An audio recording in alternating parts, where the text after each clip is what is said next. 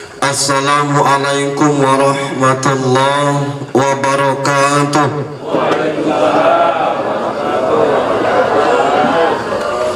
Coba resiko nakalan timu iba sayup-sayup.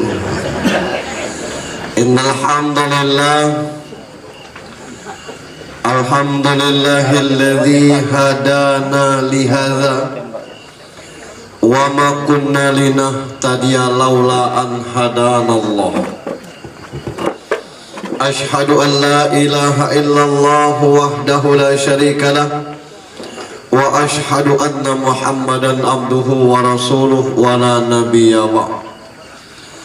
Allahumma salli wa sallim wa barik ala sayyidina Muhammadin wa ala alihi wa sahbihi ajma'in. Qala Allah ta'ala fi kitabihil karim, na'udzu billahi minasy syaithanir rajim. Bismillahirrahmanirrahim. Inna sholati wa nusuki wa mahyaya wa mamati lillahi rabbil alamin. Wa thumma qala adan qul innal mautal ladzi tafirruna minhu fa innahu mulaqikum. Wa qala adna alladhina idza asabathum musibah qalu inna lillahi wa inna ilaihi raji'un. Ulaika alaihim salawatun mir rabbihim wa rahmah wa ulaika humul muhtadun. Sadaqallahul azim. Anak-anak, seluruh menantu, cucu-cucu hingga ke cicit almarhum yang kita hormati dan dirahmati Allah. Anaknya 11, menantu 10. Saya pernah dapat kisah ada orang punya anak 6 orang.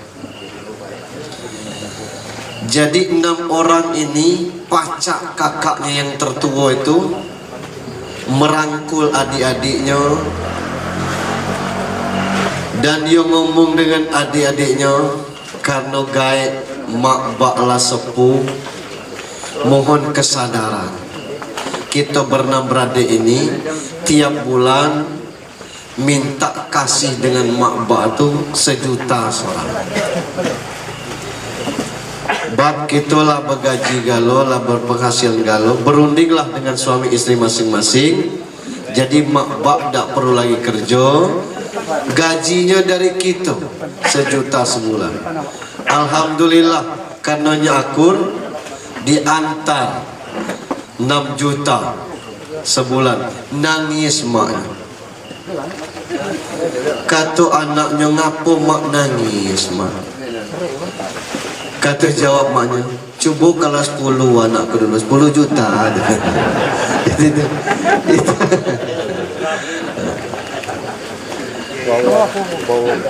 Ketua MUI yang kita hormati, Ketua Badan Musyawarah Adat sekaligus mewakili Sohibul Musibah Ete Imron Rosadi, Ketua IPHI Bengkulu Utara yang kami hormati, para ustadz ustazah, anggota DPRD Dapil Bengkulu, Bapak Ibu takzin sekalian yang dirahmati Allah Subhanahu wa taala. Kita kesini ini semata-mata karena hidayah Allah. Yang mahal itu hidayah Allah. Andai kata dulu mungkin kita nih tidak usahlah ngomong di luar negeri, lahir kita di NTT, mungkin tidak kita Islam.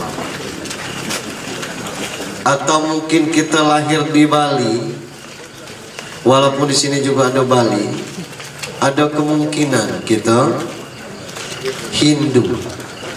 Tapi Allah takdirkan kita lahir di tempat Pacur dan sekitarnya. Alhamdulillah, mak kita Islam dan kita Islam. Nah, salah satu dari bagian dari amal kita adalah bertakziah sekaligus tasliyah.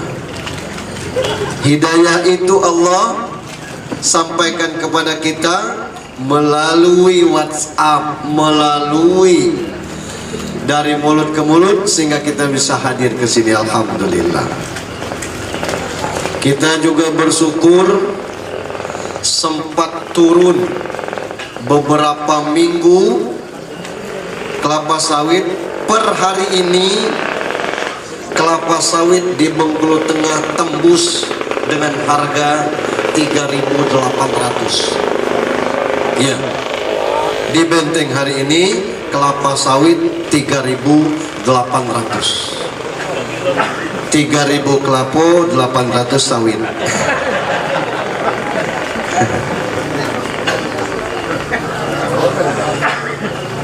Salam dan salawat untuk junjungan kita Nabi besar Muhammad sallallahu alaihi wasallam. Saya baru dapat hadisnya Pak Ketua MUI tentang hadis kursi masalah salawat. Laulaka ya Muhammad, lama aflaka, lama khalaqtul aflak. Kalau tidak karena kamu Muhammad, kata Allah, tidak ku buat bumi ini. Nak kemana kita? Nak ke bumi ayu. Luar biasa. Kalau tidak karena kamu, ini hadis kursi. Kalau tidak karena kamu Muhammad, tidak ku buat bumi ini. Saya untuk siapa ya Allah? Kata Rasul, Antali ya Habibi, engkau untukku kekasihku. Allah balik tanya, nah aku tuh siapa Muhammad? Wallahu a'lam. Saya tidak tahu, Allah yang tahu. Ana liman shalla alaika ya Rasulullah. Saya ini khusus untuk orang yang bersalawat atas engkau. Luar biasa nilai salawat itu. Maka kalau dalam satu majelis itu tidak kita syukuri majelis itu, majelis bangkai. Begitu juga kalau kita tidak bersalawat, tidak ada syafaatnya dari baginda Rasulullah. Maka malam ini kita hadir di sini dalam rangka takziah tasliyah. Bapak Ibu yang saya hormati, membanding-bandingkan musibah dengan yang satu dengan yang lain tidak bisa sebenarnya, cuman sekedar untuk melapangkan pikiran aja. Kalau dibandingkan dengan kisah Brigadir J, jauh lebih baik.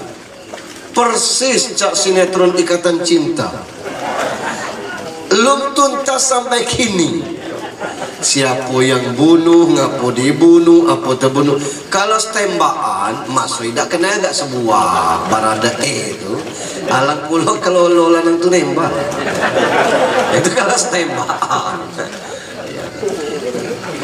Sampai kini belum tuntas. Nah ini kondisi yang ada, jauh lebih baik. 4 malam yang lalu saya di Tura. Yang meninggal itu anak umur 2,5 tahun. Lagi lincah-lincah berjalan, mak baknya ada tamu, lalai dengan anak ini. Main ke belakang, di belakang ada kolam. Elang gembung dalam kolam. Pingsan mana? Saya sampaikan, bukan karena masuk kolam anak kamu ini meninggal, tapi karena ajalnya. Kamu peluk, kamu gendong, jam itu dia tetap meninggal. Jangan beranggapan kalau tidak masuk kolam tidak meninggal. Tidak. Karena tidak ada yang meleset, malaikat itu cabut, tidak. Kita yang galak meleset nyoblos. Kalau malaikat cabut, tidak. Tidak ada yang meleset. Ya itu. Tidak ada masalah orang salah cabut, salah belum jatuh meninggal. Tidak ada itu. Malaikat itu makhluk yang Allah ciptakan dengan bahan takwa. Itu. Tidak mungkin ya menyimpang. Nah maksud saya umur 2 tahun bela meninggal. Lebih tua dikit dari itu, Ustadz UJ Jepri Buhari itu ulang tahun ke-40 di malam yang ketiga, maka umurnya 40 tahun 3 hari. Balik dari ulang tahun KP Muslim itulah ban motornya mutarnya mungkin terlalu miring, nyelosor palanya nimpo pohon palang, ninggal. Muda dikit dari itu namanya Alda Risma, umur 24 tahun, ninggal di Hotel Grand Cempaka Menteng di kamar 432. Lah saya tahu Alda ini ponaan dari pamannya, 24 tahun umur.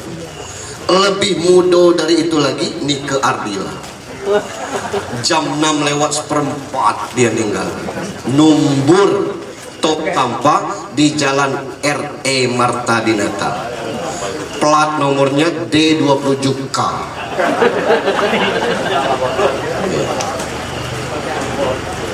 Tentang kematian.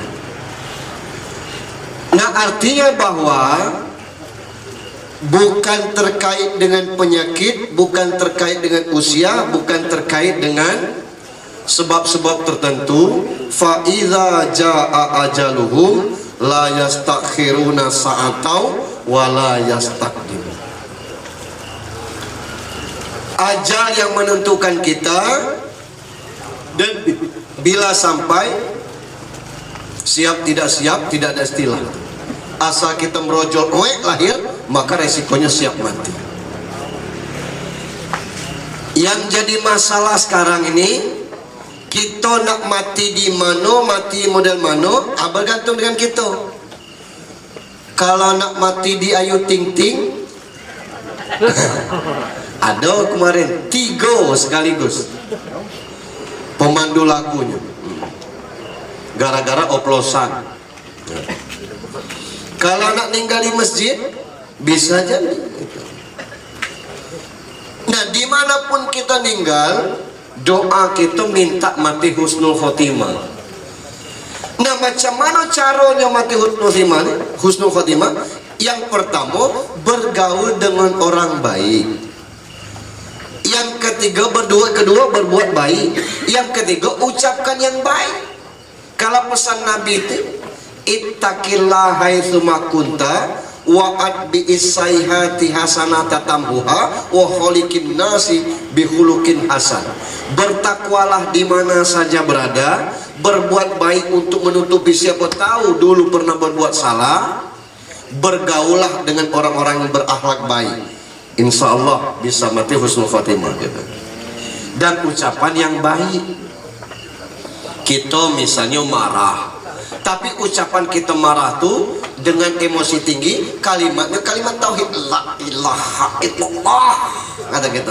Saat jantung berhenti. Kata orang sakit, aku tidak tahu, cuma ngecek la ilaha illallah, ninggal. Kan baik itu tuh. Atau la haula wala quwata illa billahil azim, kata gitu. Saat jatuh. Ngapu tidak tahu, cuma ngecek la haula quwata illa billahil azim, ninggal. Daripada kita upan semak laut sok ninggal. Ngapunya entah baru ngecek upan mana. Atau kata tahu Pajo Grete gitu-gitu bukan selatan gitu dia. Sudah ngecek Pajo Grete ninggal. Kalau orang kota Bengkulu bundung juga ngecek. Bab bisa jadi kita nih nak cepat di depan ada mobil, kita nak motong kanan, nyo masuk ke kanan, nak motong ke kiri, nyo belok ke kiri, kita klakson, nyo tidak peduli, kita dim, nyo tidak peduli, agak naik emosi kita. Sambil bermotor dan sebagainya dan cari jalan, tidak juga la ilaha illallah, kata kita. Jantung kita naik, jadi kan minggir, orang kecelakaan, tidak, nyo teriak la ilaha illallah tadi, kan elok. Daripada kita ngomong yang ida-ida. Ini bergantung kepada kita untuk masalah kematian. Kalau mati itu pasti itu. Tinggal macam mana cara mati, di mana kita mati dan macam mana kita mati, bergaul kita dengan orang-orang yang baik.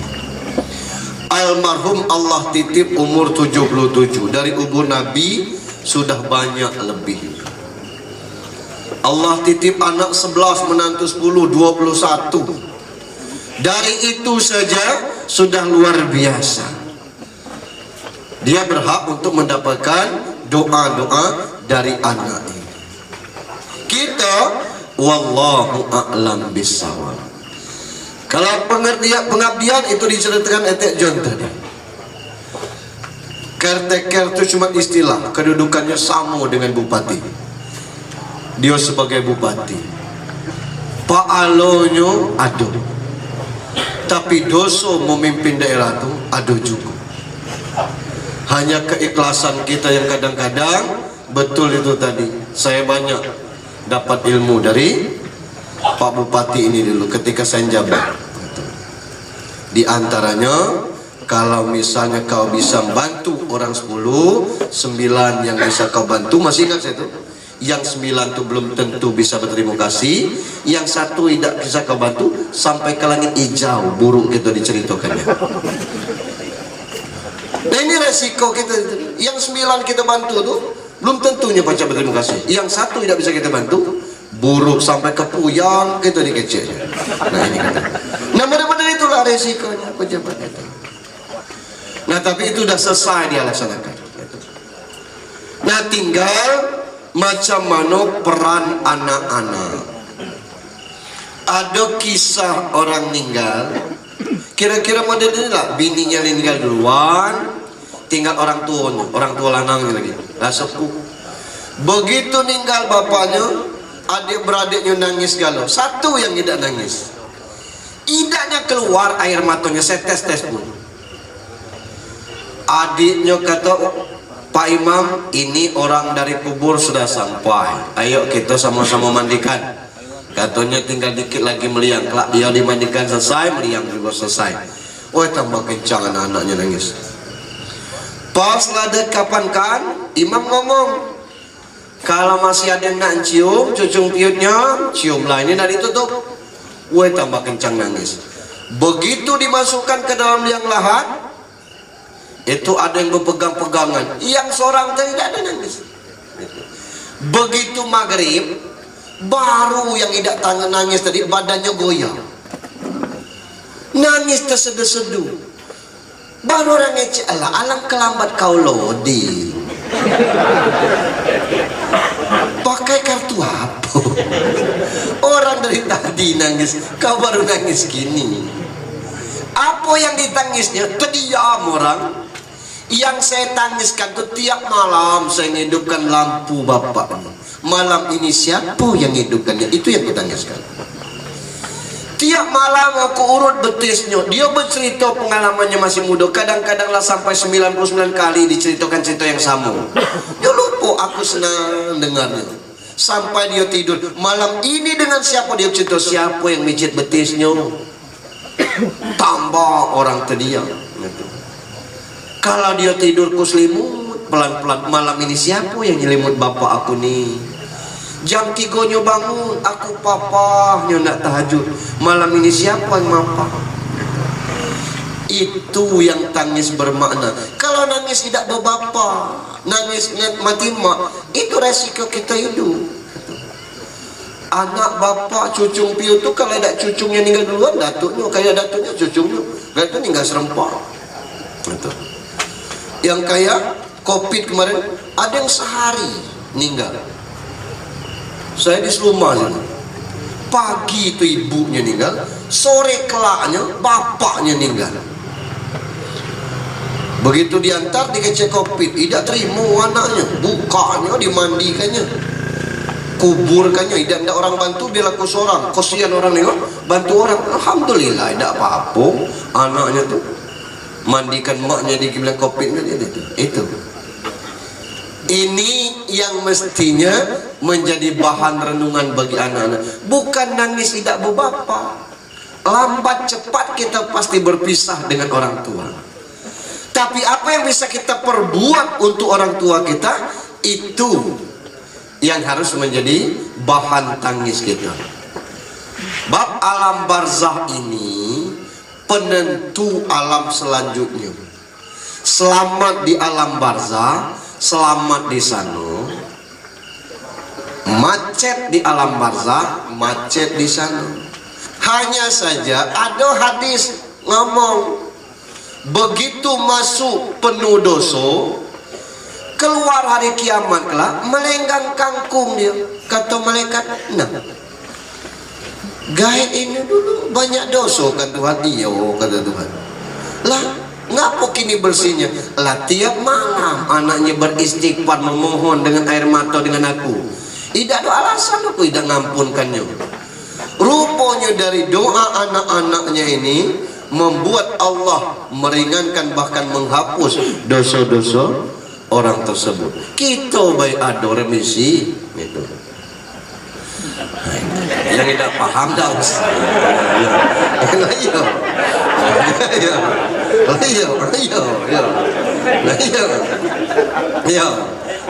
Yang tidak paham itu itu pengampunan artinya ada dari Allah Subhanahu wa taala.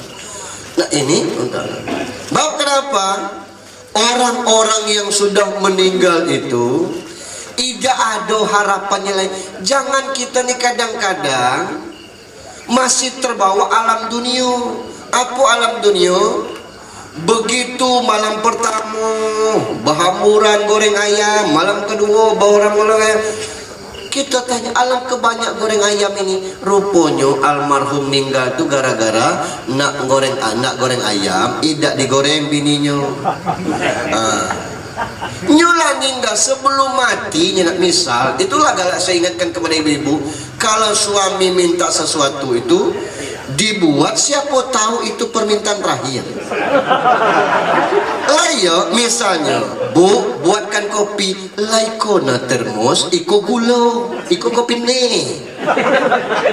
Bukannya tidak buat, nyo minta bini yang buat. Begitu celentang bini dia nak buat, dia ninggal. Nah itu kan galak kesal itu.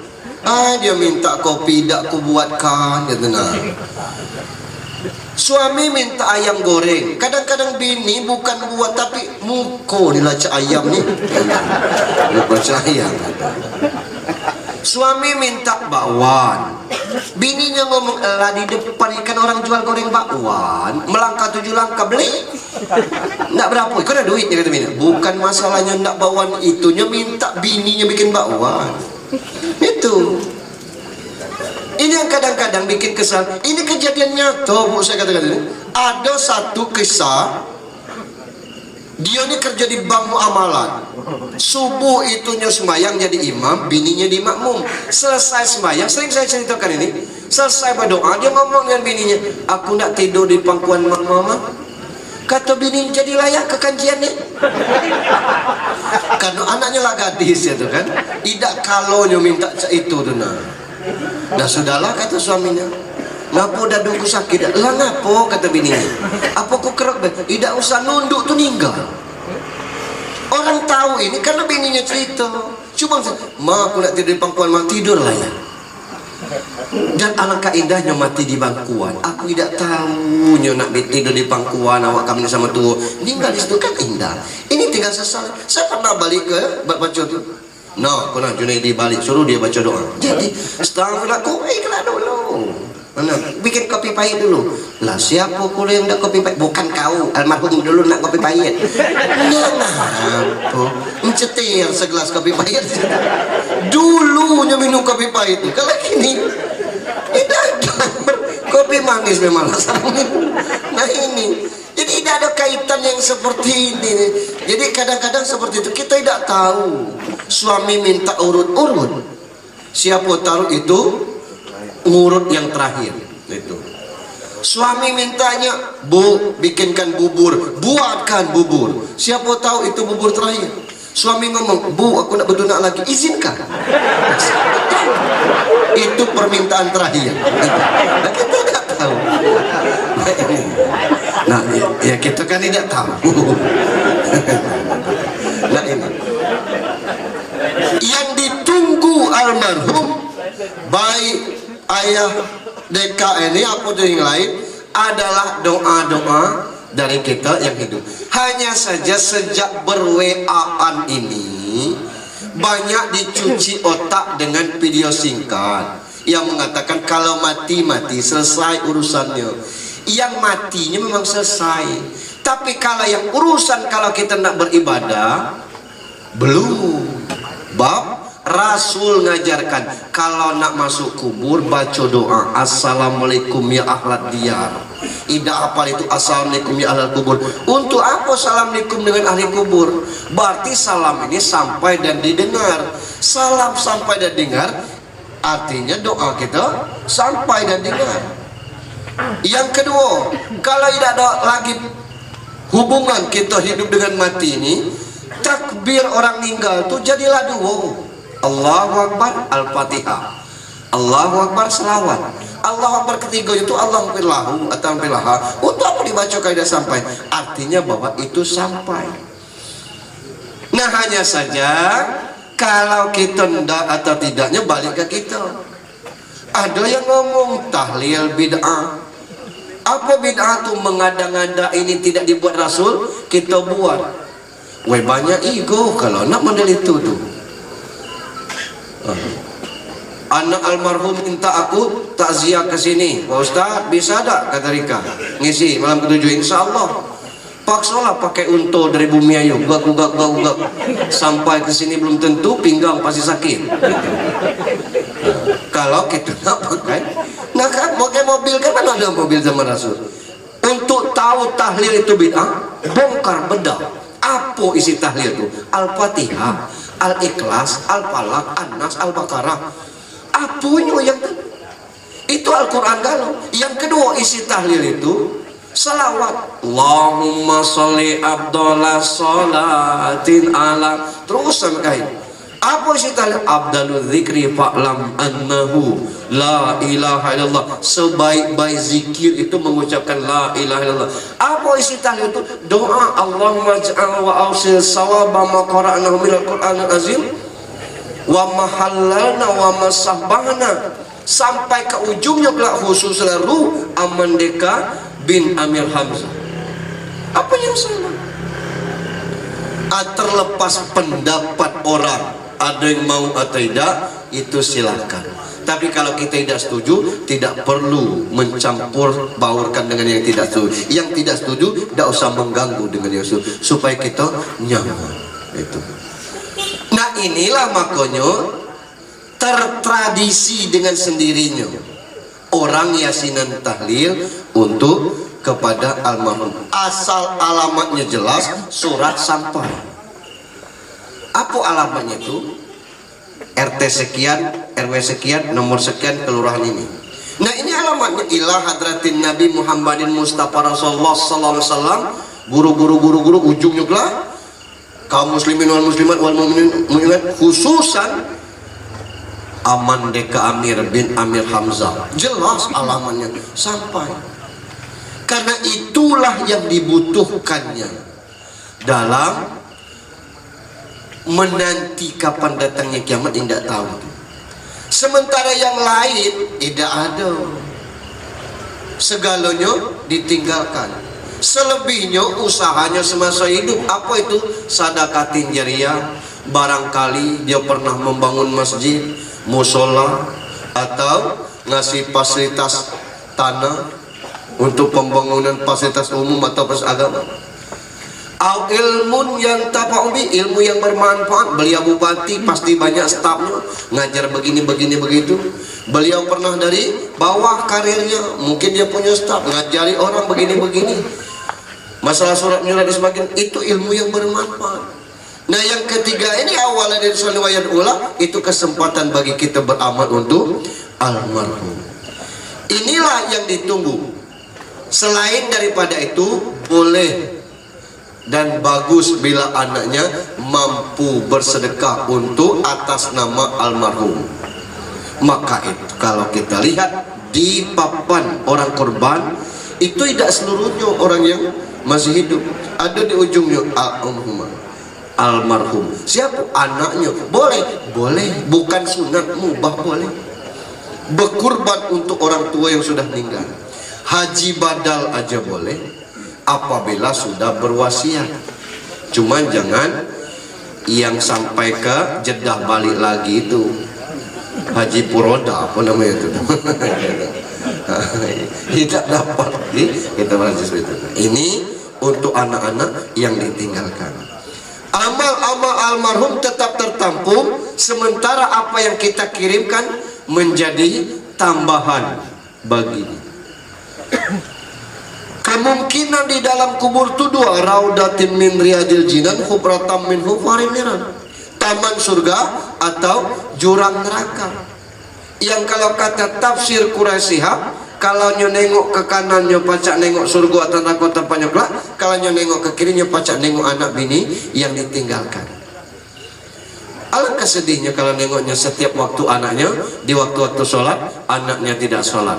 Itu yang dibutuhkan oleh almarhum. Kemudian hubungan almarhum ini mungkin banyak, maka dengan siapapun, khususnya keluarga dekat, itu tugas anak untuk menyambung silaturahim. Itu ancamannya berat. Silaturahim la yadkhulul jannah mangqati'ur rahim, tidak masuk surga orang yang memutuskan tali silaturahim. Itu ini kadang-kadang kita silaturahmi menjelang 24 aja. Jadi kalau bisa dari sekarang, kalau bisa dari sekarang supaya tidak terputus hubungan silaturahim. Masih ke situ tuh. Nah ini silaturahim. Ini perlu. Bab hidup kita ini terancam.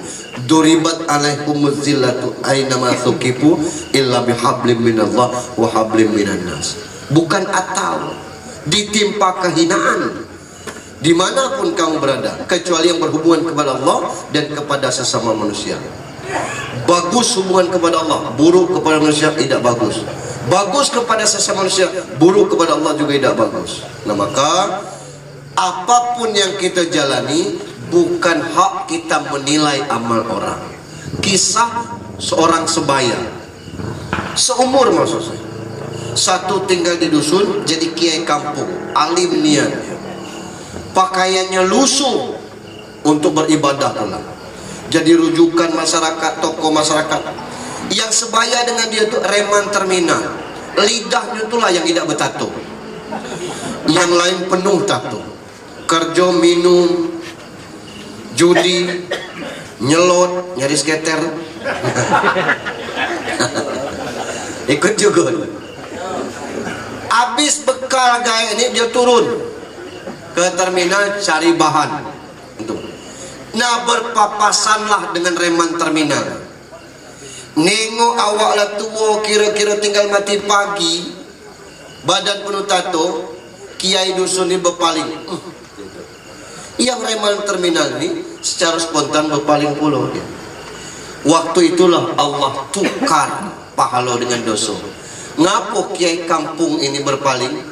Jijik nengok reman terminal merasa dirinya lebih baik daripada yang reman terminal. Rupanya yang reman terminal ini berpaling mukanya tuh beda dengan kiai. Apa? Dalam hatinya tidak layak kau muko setatapan dengan orang alim, maro bemalu. Tidak beraninya nengok kiai kampung ni karena malu. Tua awak lah nak mati pagi, perangai buruk, dia malu. Senyum Tuhan di atas. Dengan manusia bayinya masih takut dan punya malu, apalagi dengan aku. Allah kasih hidayah. Nah kita tidak boleh memandang orang, wala nang ini awak nak mati pagi semayang tidak, itu urusan dia. Tapi urusan kita, hablum minallah, hablum minan nas, ini urusan kita. Nah itu tugas anak-anak. Berikutnya, macam mana kita menjaga, merawat apa yang sudah dibuat oleh almarhum semasa hidupnya, sekaligus menghindari apa yang dia tidak sukai. Kalau tidak senang kita ngadu ayam, jangan ngadu ayam. Kalau tidak senang kita misalnya Apa berjudi? Jangan berjudi. Kalau tidak senang urusan-urusan yang ngapling-ngapling tanah orang, jangan ngapling tanah orang. Biarlah pamor ganda urusan itu. Apa yang dia senang? Dia senang anaknya mandiri bisa berhasil. Jangan cengeng, mandiri. Macam mana usahanya? Mandi sendiri, masih tidak baca mandiri itu. Nah ini untuk anak-anak yang ditinggalkan. Terakhir, jangan panjangnya, kita nak makan. Untuk kita yang hadir di sini, kalau mati itu kita tidak tahu, tapi kita ini pasti mati. Kita ini kemanapun butuh bekal. Dari Arga Makmur ini, kawan ajak ke Bengkulu. Malah kita jalan-jalan ke bin Bengkulu. Aida, kata kawan. Ngapa yang tidak ya? Duit tidak ada. Coba kalau ada duit dan sebagainya. Jadi katanya. Atau orang ngecek. Ngapa tidak galak? Iya. Tidak ada. Isi katanya. Duit aku tanggung, ongkos aku tanggung, kita serempak mobil aku, berapa nak makan sekenyang-kenyangnya, itu. Cuman jangan kami tak beli mobil baiklah. Jadi katakan, ngapa? Butuh bekal. Nak ke Malaysia, butuh paspor, butuh uang, diganti dengan mata uang Malaysia, ringgit. Nak berangkat haji, butuh visa, butuh paspor, duit ganti dengan rial. Nak ke Singapura, butuh dolar. Itu urusan dalam negeri, luar negeri, masih di dunia. Apalagi urusan ke kubur, pasti juga butuh bekal. Maka diumumkan telah berpulang ke rahmatullah. Orang yang mati itu disebut pulang. Siapapun logikanya kalau pulang itu senang. Ingat kita masuk SMA dulu atau SMP dulu. Pas jam terakhir guru piket datang. Anak-anak sekalian, di jam sekarang masih belum masukkan gurunya? Belum. Beliau sakit. Kalian pulang saja. Yes, kata kita. Senang kita balik itu. Sampai ke sekolah, kepala sekolah tegar. Anak-anak sekalian, ini ada tugas mendadak dari kepala dinas. Seluruh guru dikumpulkan. Maka itu hari ini kalian bukan tidak belajar, tapi belajar di rumah masing. Yes, dengarkan dulu. Yes, dengarkan dulu. Yes, balik kata balik. Riang galau gitu. Merantau. Nak balik rayo. Sebelum puasa tu lah beli kardus dia. Untuk apa? Nak balik, cuba kali tak berduit. Belek ke caca, ke belek ah. Cuba nak balik duit dado. Awak balik aku. Kardus gudang garam tu kiri kanan besarlah kardus daripada motor. Di kardus belakang cetir pala ayam ini kan. Bawa ayam hidup. Ngapa? Senang balik. Banyak bekal. Namun dari itu pula kita mati. Watazawwadu fa inna khairuz zadi taqwa. Berbekallah, sebaik-baik bekal adalah takwa. Ya ayuhan nasu inna khalaqnakum min dzakari wal unsa wa ja'alnakum syu'uban wa qabaila lita'arafu inna akramakum indallahi atqakum. Itu. Wahai sekalian manusia, anang ino anang, kami menciptakan kamu tuh bersuku-suku, berbangsa-bangsa. Tidak ada kelebihan suku yang satu dengan yang lain. Medan, Rejang, Serawai, Lembah, Jawa, Padang, itu tidak ada kelebihan. Cuma barangkali orang Jawa agak keberatan nikah dengan orang Medan, agak keberatan, bukan tidak mau, agak ngapo derajatnya turun jauh nian. Dari emas langsung ke tulang. Nah, itu aja mungkin ya, di Jawa dia emas, pakai Medan jadi tulang. Nah, itu aja mungkin. Kalau yang lain samanya. Inna akramakum indallahi yang mulia di antara kamu orang yang bertakwa. Gitu. Nah ini yang kita kejar sekarang ini. Rasul mengingatkan Innallaha la yanzuru ila suwarikum wa amwalikum walakin yanzuru ila qulubikum. Allah tidak melihat kepada harta wajah kamu, yang dilihat adalah hati. Jadi kebersihan kita ini kebersihan hati. Itulah bekal yang perlu kita bawa. Lewat apa? Amal pokoknya sholat.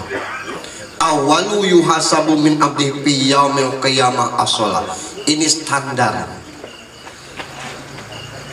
Malaikat kata Tuhan, oi, cek sholatnya. Dicek sholatnya. Iya, sompel nih Tuhan, banyak yang bolong-bolong. Coba dicek sholat sunatnya. Aduh, banyak. Sempurnakan sholatnya tuh dengan sholat sunat. Itulah makanya untuk umur 50 tahun ke atas sebenarnya bukan perlu dibatasi cek itu dah. Sebaiknya sholatnya bukan maghrib, isya, subuh, lohor, asar, tapi tambah lagi 12 rakaat. Di mana 12 rakaat itu? 4 rakaat sebelum zuhur, dibuat 2 rakaat sebelum subuh, 2 sudah zuhur, 2 sudah maghrib, 2 sudah isya. Tidak layak lagi kita sholat anak SDIT itu. Isya subuh, lohor, asar, maghrib, isya subuh, lohor, asar, maghrib. Itu anak SDIT. Kalau kita tinggal mati pagi ini, mesti kita tambahkan. Itulah nanti bakal pembersih. Sekarang kata malaikat, coba dicek sholatnya. Wah, sompel-sompel Tuhan. Coba cek sholat sunat. Tidak ada, nah. Apa penambahannya? Tidak ada. Nah, maka itulah kita perlu menambahkan dengan sholat-sholat sunat. Minimal qabliyah ba'diyah. Saya senang para jamaah haji kita balik. Tapi yang kita takutkan, tidak ada perubahan apa-apa. Baru balik haji, tidak nambah jamaah haji di masjid kita ini. Alangkah ruginya itu. Ngapa Pak Ustaz harus di masjid? Kata Nabi, "Shollu kama ra'aitumuni usolli." Sholatlah kamu sebagaimana melihat aku sholat. Macam mana sholat Nabi? Di masjid lah, kita sholat di masjid. Sampai Nabi mengacam, la sholat li jaril masjid illa fil masjid. Tidak dikatakan sholat orang yang rumahnya dekat masjid kecuali di masjid. Ada yang bertanya, berapa jaraknya Pak Ustaz? Dalam hadis diterangkan 40 ke kanan, 40 ke belakang, 40 ke depan, 40 ke samping. Ada nyenyel, alhamdulillah. Ngapa Pak? Rumah saya nomor 1 Pak Ustaz. Sego ngajak orang ke masjid itu. Nah, sholat Nabi itu bukan praktek sholatnya baik. Samping itu baca-baca lagi itu. Ngapa? Tidak ada sholat itu yang assalamualaikum buka cak ini itu. Assalamualaikum warahmatullah. Jangan telapak tangan kamu seperti ekor binatang buas, kata Nabi.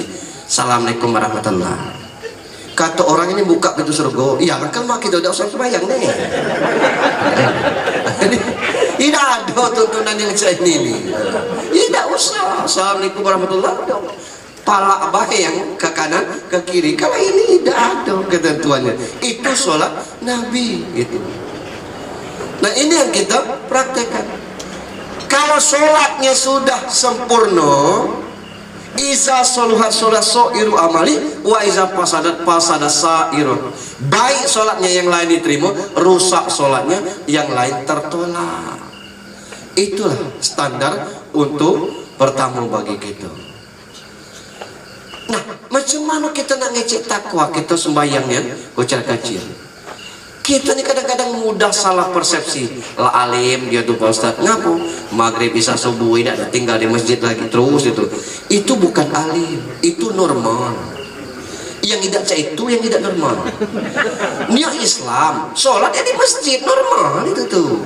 Yang alim tuh cak kayak Adi Hidayat, Quraisy Shihab, Abdul Somad, Buya Yahya. Hadis dia hafal di mana hurufnya letak ayat itu alim. Orang banyak ilmu artinya alim. Kalau sekedar sholat di masjid itu bukan alim, memang normal aja itu. Yang tidak itu tidak normal gitu. Itu aja ukurannya untuk kita. Luar biasa. Sebab kita Islam ini makin berkembang makin mudah dikacakan. Saya tidak tahu di agama Pak, cuman saya entah sampai kapan ini terwujud mimpi saya.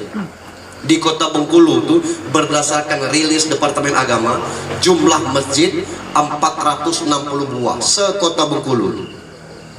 460 buah. Itu kalau satu Jumat 300.000 baik infak dari celengan itu. Kalau masjid raya tuh sampai 5 juta sejumat. Masjid Akbar tuh sampai 4-5 juta juga. Dan kalau masjid-masjid yang jalan poros kayak masjid-masjid Jami itu tidak ada kurang dari 2 atau 1 juta setiap Jumat. Ini dihitung 300 baik rata-rata. Kalau 300 per masjid kali 460 itu 138 juta seminggu. Kalau sebulan 550 juta. 550 juta ini siapa mau menikmati? Konglomerat kayu. Ngapa duit itu taruh di bank? Makanya sekarang itu kita agak kecil minat untuk berinfak. Sudah kita taruh di celeng masjid, oleh pegawai masjid ditaruh itu di bank. Tidak ada kemanfaatnya. Samping masjid ada orang ketunun, habis rumah, pakaian tinggal di badan. Kita ngomong, Pak BKM, duit kita kan ada 50 juta, keluarkanlah selawe juta untuk membangun. Wih, duit jamaah ini nih, tidak pajak sembarang. Apa guna duit masjid itu? Kalau 25 juta disumbangkan orang yang terbakar itu pajaknya bikin semi permanen lagi. Itulah gunanya. Macam mana kita nak bangun kelak? Kalau bangun kelak, kalau pengurus masjid baik takut dengan Allah, tidak pajaknya, apalagi yang tidak pengurus masjid. Ini yang kadang-kadang. Maka yang miskin tetap miskin di seputar masjid itu, yang kaya jadi malas untuk berinfak karena hasilnya tidak ada. Mestinya dikelola. Kalau 550 juta sebulan dari 300.000 minggu, itu kalau ada orang nak bangun masjid 10 kali 10 selesai 2 hari. Berapalah masjid 10 kali, apalagi masjidnya tinggi. Pasang dinding depan, kiri kanan biar terbuka.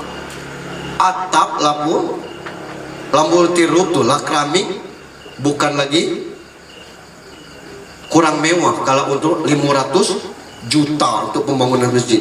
Cuman ini tidak terkelola dengan baik. Yang banyak kita nih bertikai sesama kita. Sampai sekarang Abu Janda tuh lu mati-mati. Tiap hari bikin kegaduhan. Nak urusan Islam ini yang diganggu dan sebagainya. Adik Ermando lah agak diam sejak ditelanjangi kawan tuh.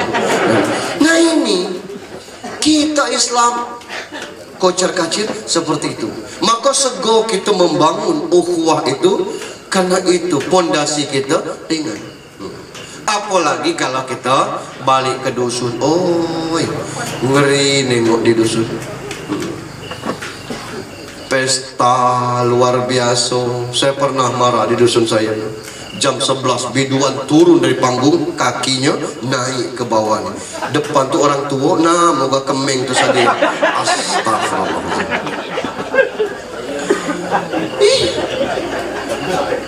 Dan anak 1, anak 2 ini nyawer. Kalau baru punya anak 1, dari mana duit itu?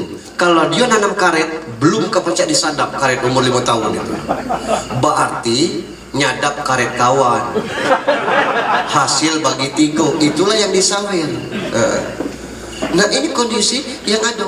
Maka selesai malam ini orang organ, besok pesta lagi, luso insya Allah cucung kita yang umur 5 tahun kata, apa gawe ini cak biduan ini tuh wah ngaji tidak baca lagi. Kondisi entah berapa kali saya diundang pacak sepaket dan Pak Ustaz, apanya yang sepaket bawa juga yang ngaji. Kan tidak banyak lagi yang bisa ngaji. Tidak cak kita dulu Pak Haji, maghrib dipecut ngaji, dan tidak semudah sekarang belajar ngaji. Alif DT alif bawah ialah depan sampai 29 huruf bertahun. Maka pacak ngejo alif lam date al hamim date ham dal dal lam lam sabdu bawah lam date lah bawahi alhamdulillahir. Baru pacak jadi asisten guru itu. Lang hijau kita dulu. Sekarang ini ngaji mudah dengan metode ikro dan metode-metode yang ditemukan, tapi banyak anak-anak kita yang tidak bisa ngaji. Apa sebab? Sebabnya kalau ada MTQ juara kecamatan hadiahnya 500, pas utusan kabupaten dapat piagam baik. Lah mana duitnya, tidak ada gitu kan. Di kecamatannya dapat 500 juara 1, di kabupaten bayangannya paling tidak sejuta, nah dapat piagam baik. Ciut harapan kita tidak ngejar itu, tidak cuman maksud saya tidak sinkron. Nah itu tuh. Belum lagi menang di tingkat provinsi, yang dikirim ke tingkat nasional ngambil dari Banten. Ngapa kau saya tahu? Saya pernah model itu dulu. Saya bilang kita kasih hadiah haji, kata ajudan, ngapu bukan orang kita lah, itu korip diminjam. Astagfirullah, tidak jadi ngasih hadiah. Siapa juara 1 ibadah haji lah, ngapa lah bukan orang kita. Kondisi itu. Nah ini ngapo artinya agama kita semakin tipis, apalagi sejak kehadiran HP. Tapi kalau sudah kita standarisasi dengan sholat, insya Allah itulah lambang paling tidak kunci orang bisa ngomong kita takwa. Kalau sholatnya tidak, maafnya kalau kita sholat tidak sholat, berharga kambing daripada kita. Ngapa berharga kambing? Kambing tidak sholat tuh kita potong kulitnya untuk rebana, lutut ke bawah kikil namanya, bikin sup. Wah, luar biasa. Otaknya bikin otak-otak, isi dalamnya buat soto, dagingnya kita makan, tulangnya di sup. Nah sekarang kita potong yang tidak sholat, manusia tidak sholat, tidak dihapuskan. Siapa nak mesum itu? Jadi kita kali tidak sholat lebih hina daripada kami. Dan ada manfaat apa-apa itu. Nah ini yang harus kita support sekarang. Tinggal macam mana supaya kita tidak sholat, kuncinya memang harus dipaksakan itu. Macam mana maksudnya? Terserah macam mana dipaksakan. Masuk 40 hari kita masih terpaksa. Kalau 40 hari kita sholat on time, insya Allah sekali kita tinggal sholat baru terasa di hati kita. Belum lagi urusan yang lain. Duit kita perlu, harta kita perlu.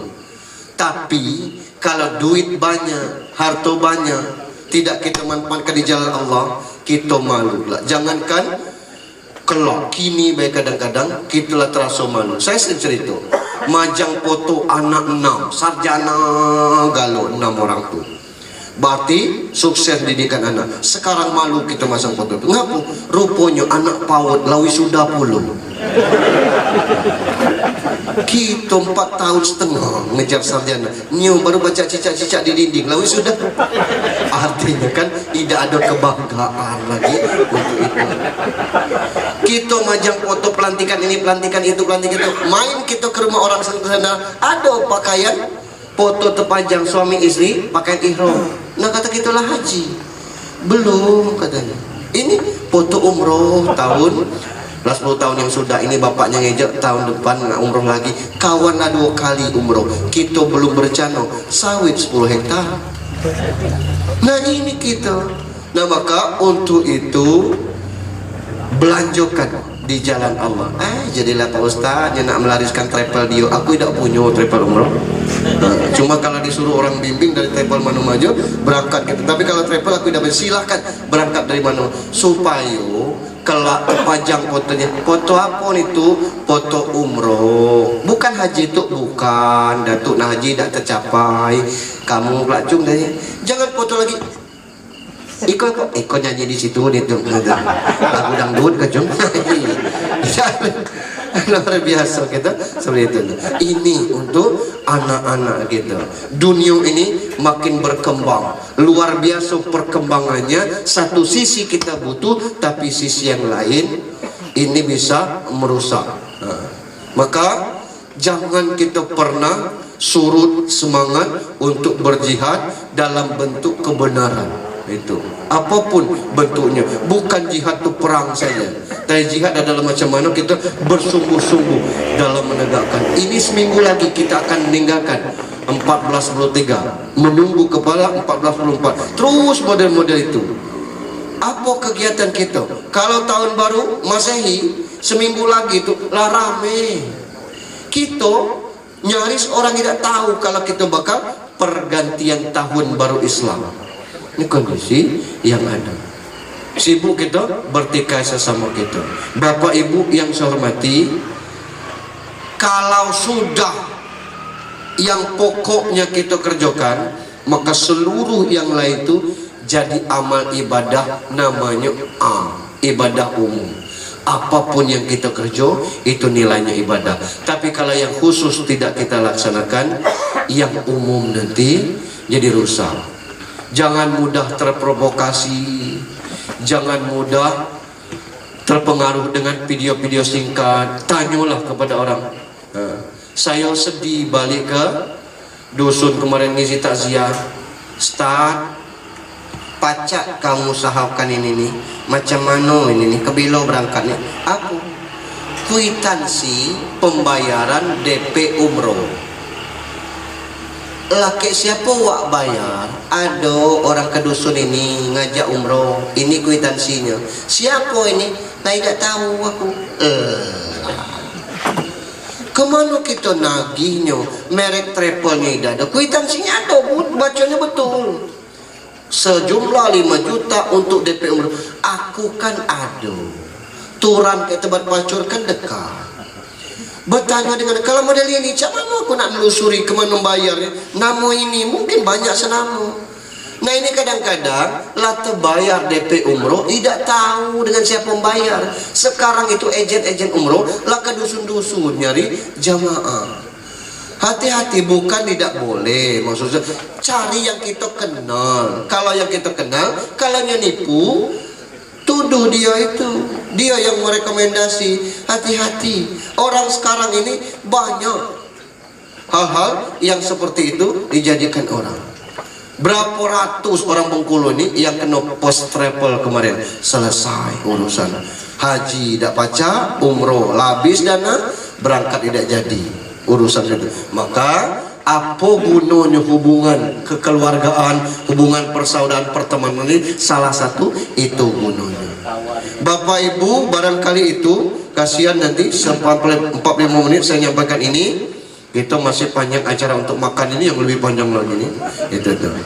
Mudah-mudahan almarhum dengan 77 tahun dengan investasi aset 11 anaknya, belum lagi cucu-cucu, ini adalah jalan lancar menuju kepada surganya Allah Subhanahu wa taala. Iktibar bagi kita yang baik dari kehidupan kita akan tetap tercatat. Tapi kalau itu kita sering sebutkan bisa jadi terhapus dengan sendiri. Tapi catatan kejahatan kita begitu. Sesulit apapun kita ibadah, lamu-lamu akan jadi mudah dan catatan pahalanya itu akan tercatat. Senikmat-nikmatnya bermaksiat itu juga akan bermasalah dan catatan dosanya pasti juga tercatat. Tinggal macam mana kita mengemas hidup kita ini untuk bagaimana bertawassul bisab, tawassul bihaq, tawassul bisab, saling menasihati dalam hal kebenaran dan kesabaran.